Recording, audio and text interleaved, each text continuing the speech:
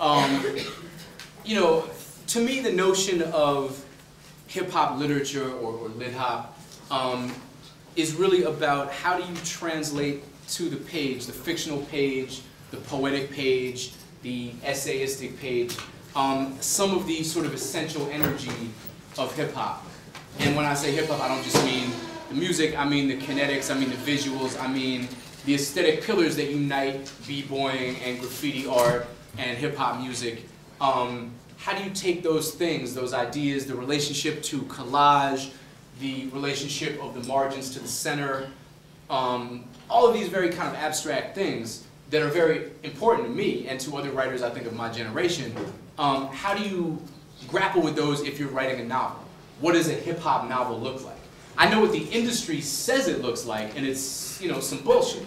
You know, the literature industry is a good 10 to 15 years behind most of its counterparts, the recording industry, the film industry. They don't know how to market. They don't really know what's going on. It's very archaic. They do it the same way they did it in the 50s with few modifications. So only recently, in the past 10 or 8 years, have they sort of figured out that hip-hop can be used to brand a book, and you could try to sell a book through its relationship with hip-hop. But to them, all that really means is that hip-hop literature is anything that, you know, spells fat with a PH or gangster with an A, or has characters that are young and black and urban, or really any two of the three. And there's this conflation of street lit with you know, hip-hop literature. You know, so you have these books that are sort of like long-form music videos. You know, a lot of brand names, a lot of you know, naked body parts jiggling, a lot of guns flashing, a lot of real shallow character development. You know, if we go back to the sort of rap hip-hop dichotomy that some people like to go with, this would be the rap stuff. So to me, it's important to think about, on a deeper level, what would hip-hop literature look like? How would it think about character development? How would it think about dialogue? How would it think about layering? Harry Allen, I believe it was, said that It Takes a Nation of Millions to Hold Us Back by Public Enemy was the first rap album. You all familiar with that album? Yes. He said, Harry Allen said it was the first album to utilize all 48 tracks on a 48-track mixboard, right? That they just filled it up.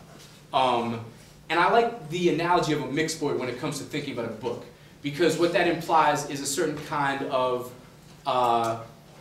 ability to bring the levels on different elements up and down.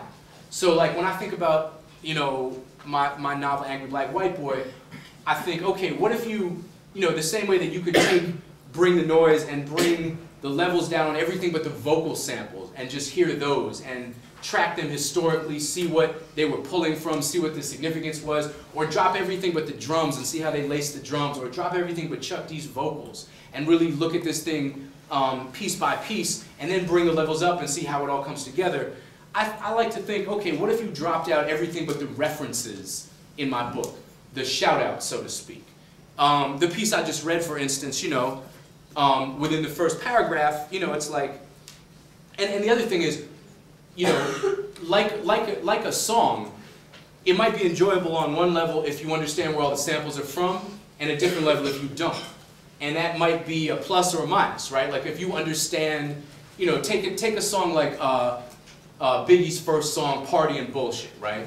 Party and Bullshit is a sample from The Last Poets. And he truncates that, or his producer truncates that in a very interesting way. The song is about revolution.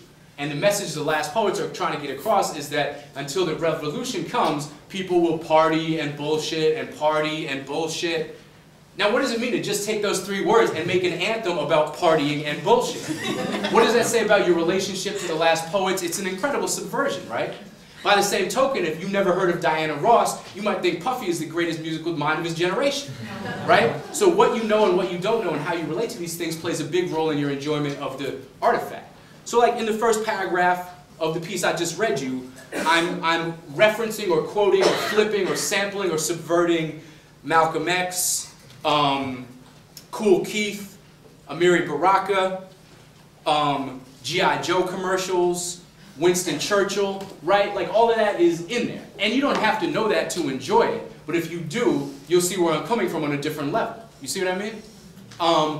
when I think about hip-hop literature, I think about that specific notion of collage that hip-hop masterminds. Hip-hop's not the first form to be collage-based, far from it, but it's the specific way that the collage works.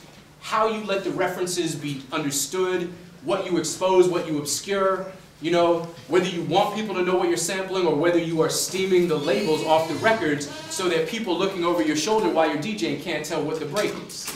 I think about the kind of audacious energy that graffiti writers brought to their craft, right? Between 1973 and 1988, the city of New York spends $300 million trying to eradicate subway graffiti and fails. Meanwhile, these kids are mastering the urban subterrane. They are taking the letter form and exaggerating and modifying and just bugging it out to the point where nobody can even read the stuff except them. They're taking letters, they're taking the alphabet and arming it for battle, abstracting it, making it fly, making it chase its tail, making it breathe fire. This is an incredible thing to be doing. And they're doing it largely because they have nowhere else to vent their creativity. No canvas, canvas the neighborhood. That kind of genius is brilliant to me. The poetry of stealing energy from lampposts to throw parties. The city of New York has systematically denied you power, so you literally take power back by plugging into the light posts. There's a lot of incredible poetry and community impulse in hip-hop's early, original sort of foundational moments. And those are the things that I think about when I think about hip-hop literature. How do you draw from those? How do you build something out of those? How do you take that spirit and parlay it into a new vector, whether it's literature, theater, you know, pedagogy, activism? You know, how do you take the raw energy of hip-hop and harness it to something that is not b-boying, breakdancing, b-boying, graffiti writing, rhyming, DJing, etc. So those are the kinds of things that are on my mind, is how to create a fiction that is going to speak to, for, and about the hip-hop generation or generations in a way that is going to make sense to us. That was at least part one of your question. That was answered all of them. Okay, except good. for, let's keep moving then. I want to talk about Into the Juice and Oh, yeah. because I really love Into the Juice. I feel like it's a hip-hop novel. Yeah, well, so that's when the question comes in, right? The End of the Jews takes place between 1935 and 2000. A lot of it takes place in the 30s, the 40s, the 50s, the 60s. So this is before hip-hop was, you know, thought of. This is before Cool Herc came over from Kingston, right? This is before anybody was up-rocking in Brooklyn or the Bronx, you know. So the question becomes, when you separate form from content, that's when the conversation to me gets interesting. It's easy to talk about a hip-hop novel if people are participating in hip-hop or growing up in a world where it exists. But can those impulses, those hip-hop collage techniques and ideas exist in a novel that takes place far before hip-hop was invented, or on a different planet? My answer would be yes, and I hope that sort of structurally I'm doing some of that in The End of the Jews. People seem to see it there, so that makes me feel good, you know? You know, certainly the political sensibilities of The End of the Jews come largely out of my investment in hip-hop, right?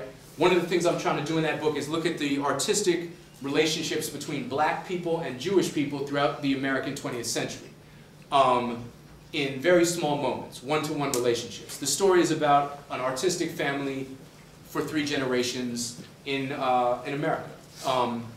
It's not about assimilation, it's not about the usual stuff that you write about when you're writing a multi-generational Jewish epic, because that shit is frankly boring to me.